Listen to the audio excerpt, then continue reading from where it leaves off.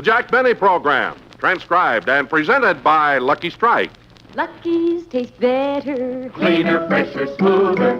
Lucky's taste better. Cleaner, fresher, smoother. For Lucky Strike means fine tobacco, richer tasting, fine tobacco. Lucky's taste better. Cleaner, fresher, smoother. Lucky Strike, Lucky Strike. This is Don Wilson. Friends, think back for just a minute to that last cigarette you smoked.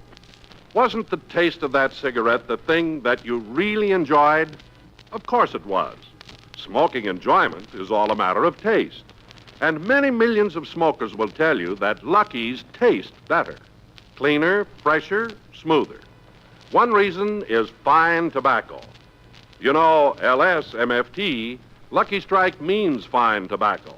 Tobacco that is light, naturally mild, good tasting.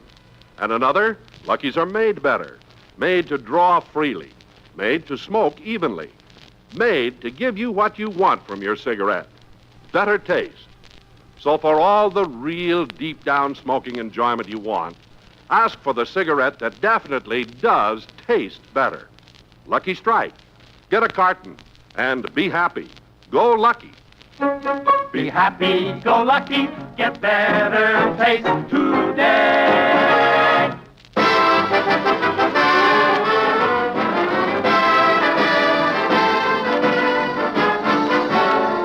The Lucky Strike program starring Jack Benny with Mary Livingston, Rochester, Dennis Day, Bob Crosby, and yours truly, Don Wilson.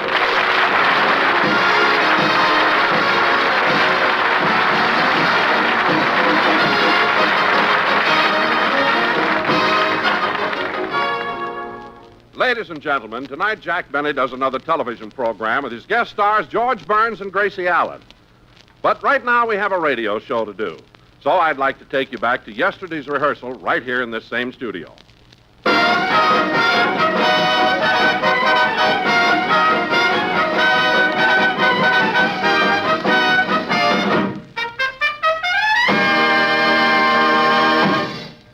All right, boys, you can relax a few moments. Say, Bob. Just a second, Jack. I'll take these earplugs out.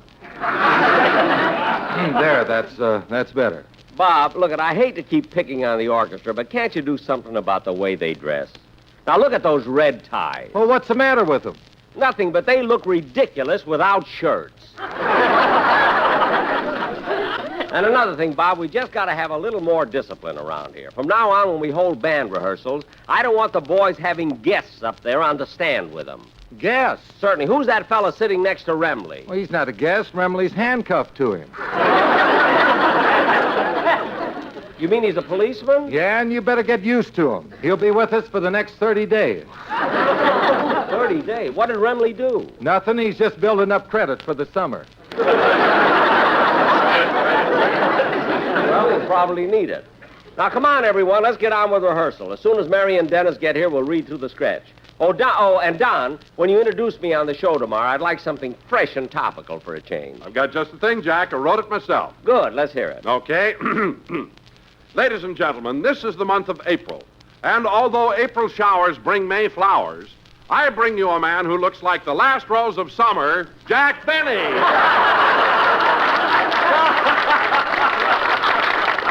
Don. Don.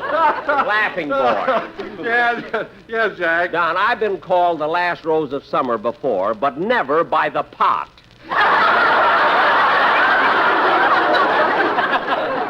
What an introduction. But, Jack, I stayed up half the night writing it. Oh, you did, eh? Well, you should have stayed up the other half looking through the help wanted column. Or better still, Don, put in an ad yourself saying, have stomach, will travel. Now, let's get on with this. Say, Jack. What is it now? Since you brought up the subject of employment, I was just wondering, well, it's probably just an oversight, but I haven't received my contract for next season.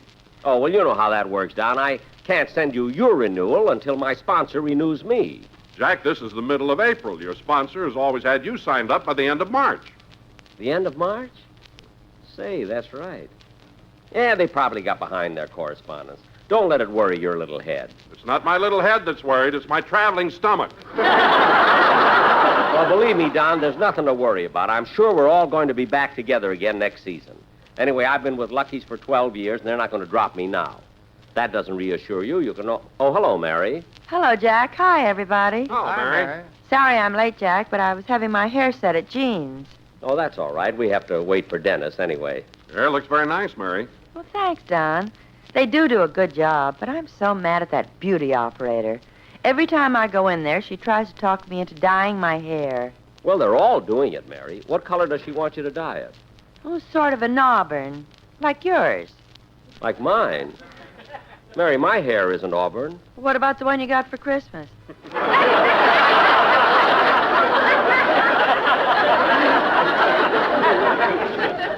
I bought that one myself. I thought I was going to be a guest on Life with Father. Say, Mary, isn't that the beauty parlor where all the movie stars go? Well, there sure were a lot of them there today. Barbara Stanwyck, Claudette Colbert, Jane Wyman.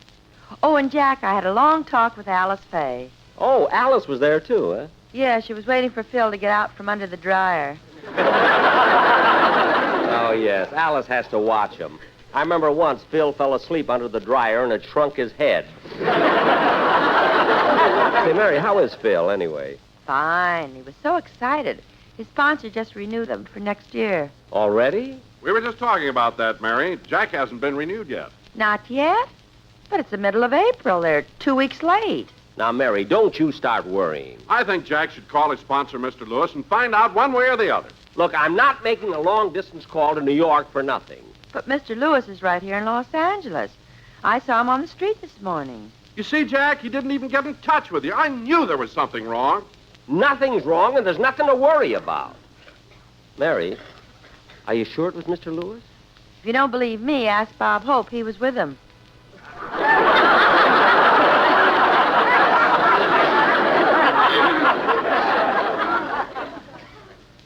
Bob Hope? They were arm in arm. Don's right, Jack. Why don't you call Mr. Lewis? Now, look, I'm not calling Mr. Lewis and make a fool of myself. They probably mailed the contract and it's waiting for me at home. Gee, do you really think so, Jack? Certainly. Give me that phone. I'll call Rochester and find out. What a bunch of alarmists. Operator. Operator. Say, Mabel. What is it, Gertrude? Mr. Benny's line is flashing. Yeah, I wonder what young at heart wants now. I'll plug in and find out. Yes, Mr. Benny. Yes, sir, hold on. He wants I should get him Rochester. Oh, I thought he was going to ask you for a date tonight. That's a good thing he didn't. Frankie Remley's taking me to the Coconut Grove. Oh, gee, that's a swanky place. I'd like to go, too. Do you think Remley could bring a friend? He has to. He has to. I don't understand. When we get up to dance, you will. Anyway, I'm glad Remley's taking me out tonight. You know, Jack never spends money on a girl. I know what you mean. Last summer, he wanted me to go to Catalina with him. Well, that's not so bad. It's a beautiful trip to Catalina on the boat. What boat? When he knocked on my door, he was carrying a bucket of grease and 2 pair of swim fins.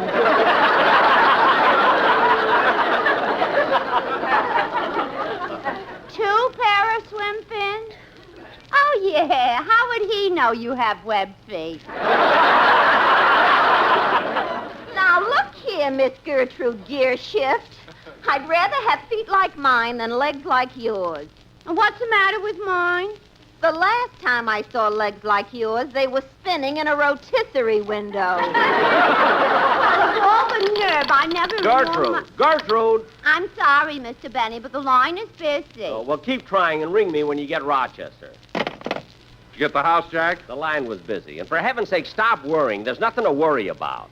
Now, let's get on with our rehearsal. Now, first, let's take... Hello, everybody. Are we all here? Yes, we've been here for an hour. Oh. Look, Dennis, every week you come strolling in whenever you feel like it. I don't understand.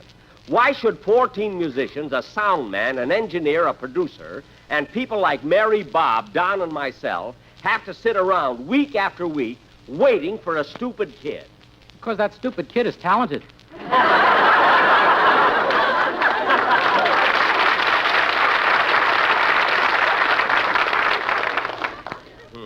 Jack, you're not going to let him get away with it, are you?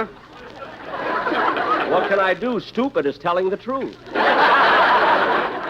Now, Dennis, if it's not asking too much, how about letting me hear your song for tomorrow? Okay, and I'm sorry I was late. Forget it. I would have been on time, but I got a speeding ticket for going 45 miles an hour. Oh. Boy, was the cop unfair. Why was the cop unfair? Well, how would he know how fast I was going? I ran over him. Dennis, don't be so silly. If you ran over him, how could he write you a ticket? He had a paper-made pen. Now cut that out! Dennis, you're making up this whole thing, aren't you? Yeah, I had to have some excuse for being late. Well, that's the craziest one I've ever heard.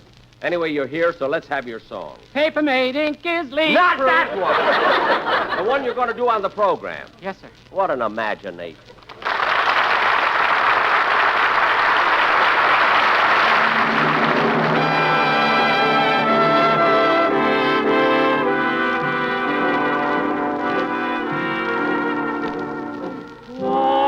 Once I had a secret love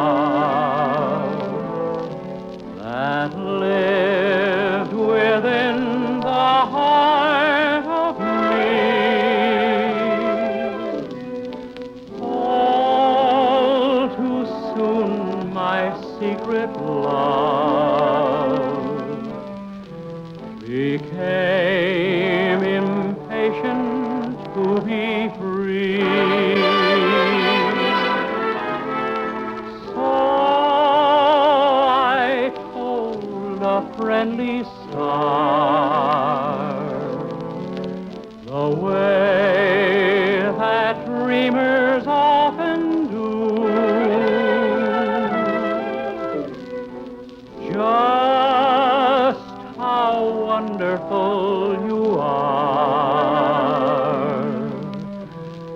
and why I'm so in love with you.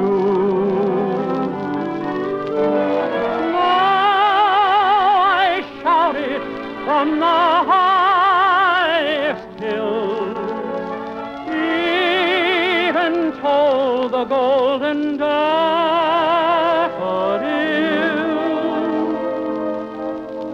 At last my heart's an open door,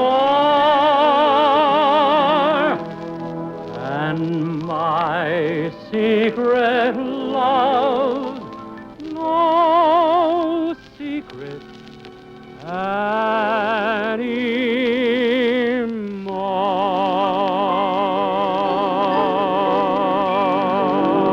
anymore.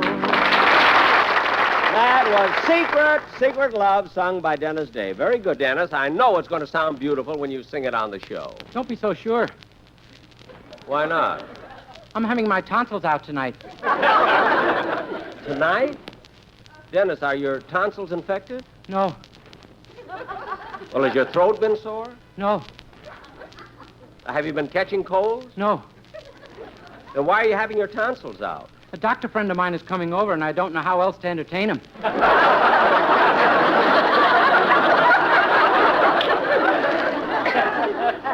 What? Last time he took out my appendix. Dennis. If he keeps coming over, there won't be anything left.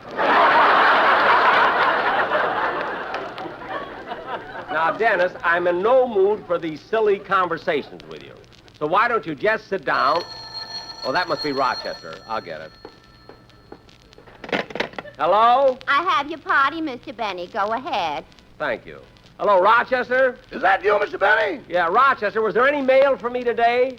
Yeah, quite a stack, boss. I was just going through it. Well, keep on. I'm expecting something from the American Tobacco Company. Okay, let's see. Here's another letter from the Edison Company, and they've enclosed that electric bill you owe. You mean that one for $7.42? Yes, boss. Why don't you pay it? Maybe you're right, Rochester. How old is that bill from the Edison Company? I don't know, but it's signed by Thomas Alva himself.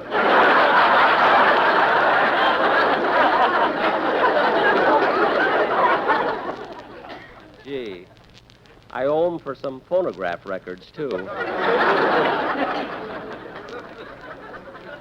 What else is there, Rochester? Let's see. Oh, here's a letter on pink stationery.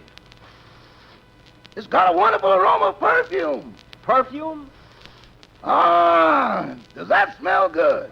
Well, Rochester, who's it from? Who's it from? I'll see. Rochester, tell me, who's it from? It's an ad from the Figaro company. They always trick you into opening it.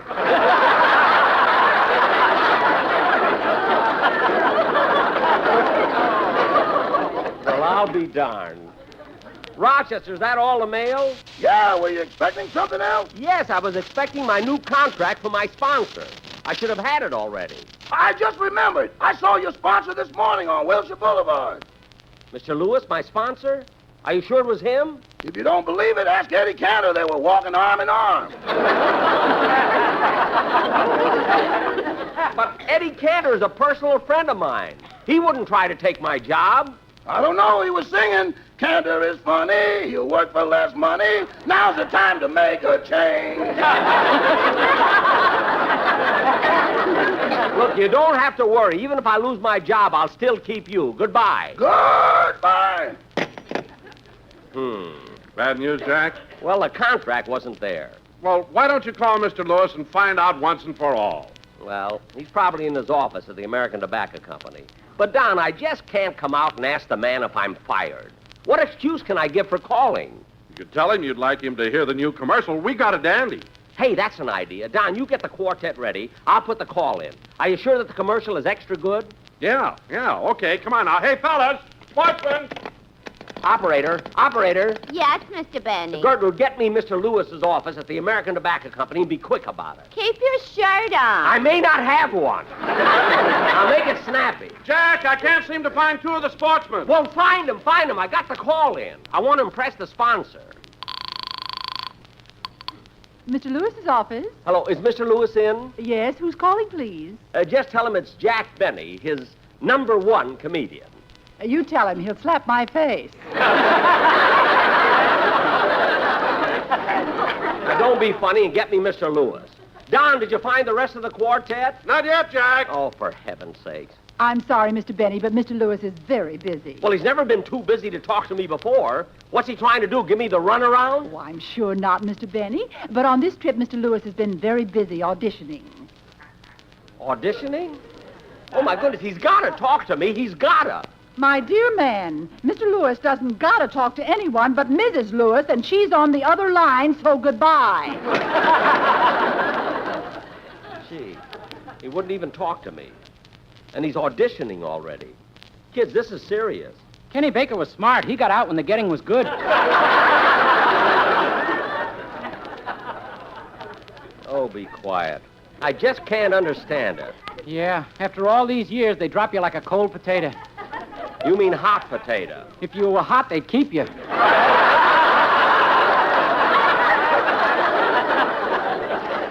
Stop being funny. I gotta think. I gotta do something. Jack, I rounded up the sportsmen. It's too late. Hit it, fellas. Lucky's taste better. Cleaner, fresher, smoother. Fellas, it's too Lucky's late. taste better. Cleaner, fresher, Don, it smoother. doesn't matter Lucky's anymore. strike means fine tobacco, richer tasting. Fellas, fine my tobacco, sponsor isn't on the taste phone. better. cleaner, fresher, smoother.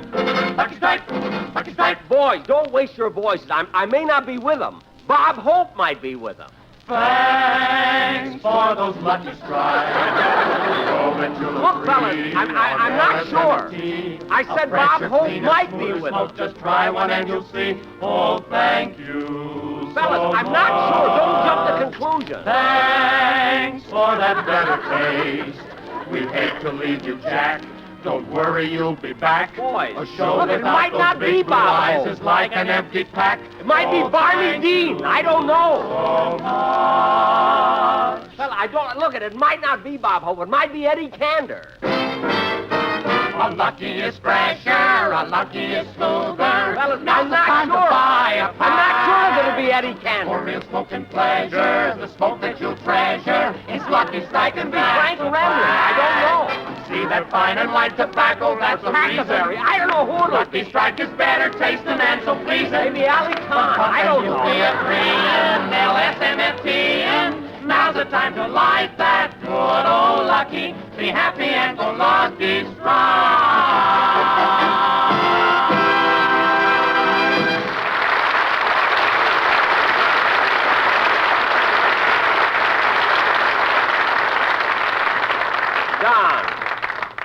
Don, that was fine, but it's no use. Mr. Lewis wouldn't even talk to me. It's all over, finished. Well, Jack, it's still not definite. Not definite, not definite. What do I have to do, wait for Bob Hope to come in and grab the script out of my hand? You can all kid yourselves. I'm calling some of my former sponsors. They'll take me back in a second. Operator. Yes, Mr. Benny. Look, Gertrude, I have some important calls to make. First, I want you to get me Bill Kramer. He's in charge of Jell-O at General Foods. And then you can also get the General Tire Company and the Canada Dry Ginger Ale office.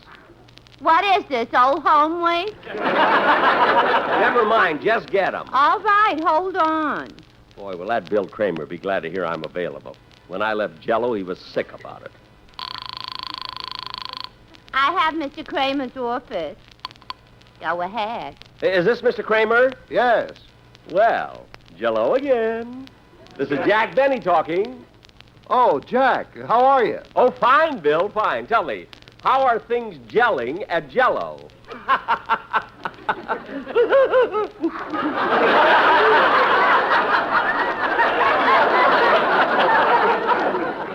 Fine. What's on your mind, Jack? Well, Bill, to come to the point, I think I might be able to arrange it so I can come back to work for you people. Well, I'm sorry, Jack, but we're really not thinking along comedy lines these days. We're going in more for a different type of programming. You know, music and concert stuff. Well, fine, I do concert work. You do? My violin. I'll come right over and play it for you. Mr. Kramer! Mr. Kramer! Gertrude, can you get my party back? I don't think so. He pulled the phone out, cord and all. Well, that's just great. What kind of a business is this? You don't work for people for years and they don't appreciate it. Mr. Benny, I have your call to General Tire. Hello? General Tire? Hello? Yes? Miss, this is Jack Benny. I'd like to talk to one of my nearest and dearest friends there. Is Mr. Randolph in? No, he's not. Oh. Well, then could I talk to whoever's in charge of advertising? Yes, I'll connect you with Mr. Hotchkiss. Go ahead, sir. Hello, Mr. Hotchkiss? Yes?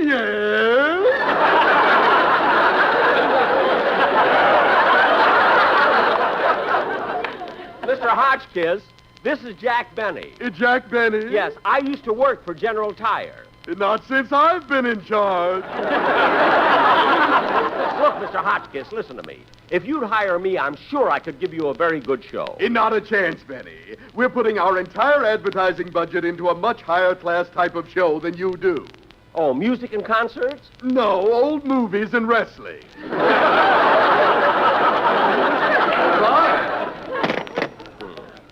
Of all the nerve, I'll never work for them again. Gertrude, where's my call to Canada Dry? I'm getting it, but it won't do you any good. Never mind, just get it. But, Mr. Benny... Don't argue with me, get my call. Okay. Go ahead. Hello, is this Canada Dry? Yes, Hotchkiss speaking.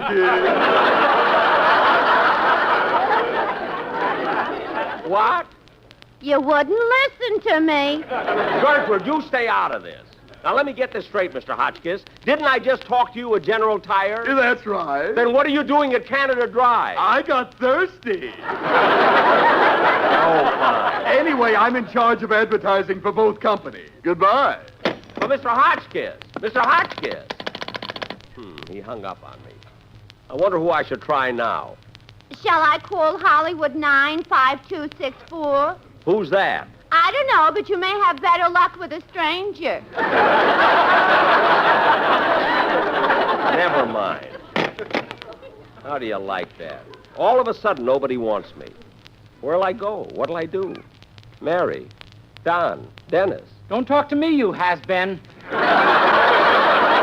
quiet. I can't understand it. I've worked so hard. I've been a big hit. Suddenly, when I'm in my prime, I'm cast aside like an old shoe. That's gratitude. After all I've done... Well, Jack, look who's here. It's your sponsor, Mr. Lewis. Mr. Lewis?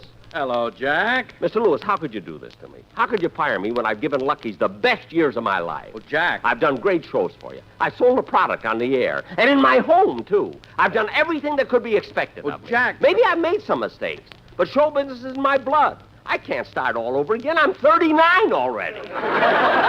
Jack, but if you wanted a younger man, why didn't you say something? I can be younger, too. Jack, and I'm not even so concerned about the salary. It doesn't have to be so big. Just so a little comes in every week. Look at Mr. Oh, will you shut up? Huh? Jack, you're not being fired. I'm not? But the contract. Oh, that's just a formality with us. Here they are. I brought them over myself. You see, Don, Mary, Dennis, all you wise guys, I told you there was nothing to worry about. Now, let's get back to work. Oh, Jack. Yes, Mr. Lewis? Jack, I got someone here I want you to meet. He's our new head of advertising. And from now on, you'll be taking orders from him. I will? Ooh, will you? Mr. Hodgkin! Oh, no!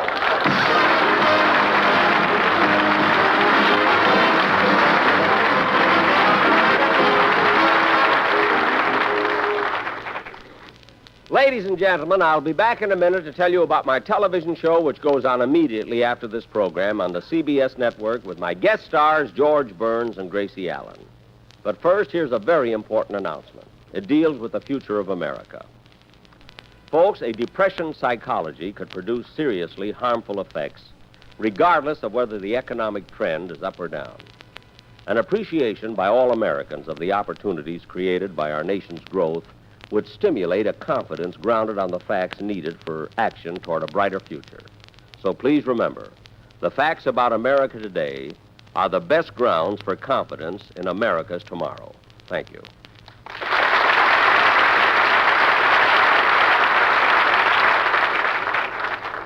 I'll be back in just a minute, but first, here's a word from America's foremost authority on etiquette, Miss Amy Vanderbilt. Some of my friends tell me that in my new book on etiquette, I was a little hard on smoking. Actually, I was hard on smokers, at least some smokers. I dislike thoughtless smokers. You know, the man next to you at the dinner table who holds his cigarette so that the smoke drifts into your eyes. I like considerate smokers. For instance, I like to know that my husband is considerate enough to carry my brand of cigarette, Lucky Strike.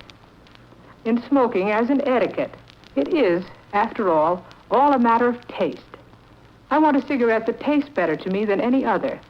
That's Lucky Strike. Amy Vanderbilt is right, friends. Smoking enjoyment is all a matter of taste.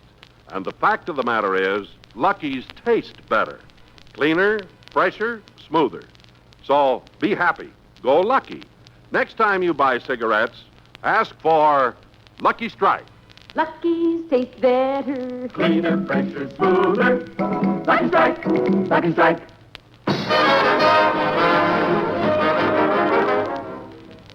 Ladies and gentlemen, as I mentioned before, George Burns and Gracie Allen will be on my television show tonight. And we think it's going to be a very... Excuse me. Hello? Oh, hello, George. What? Gracie isn't at the TV studio yet? Well, where is she? You gotta find her. Without her, we've got no show. That just leaves you and me. That's like 2 Abbotts and no Costello. George, you gotta find her. Goodbye. Will Gracie show up on time for the television show? Will she come in late? Is she there now? Tune in and find out. Oh, goody. Now we'll get some mystery fans.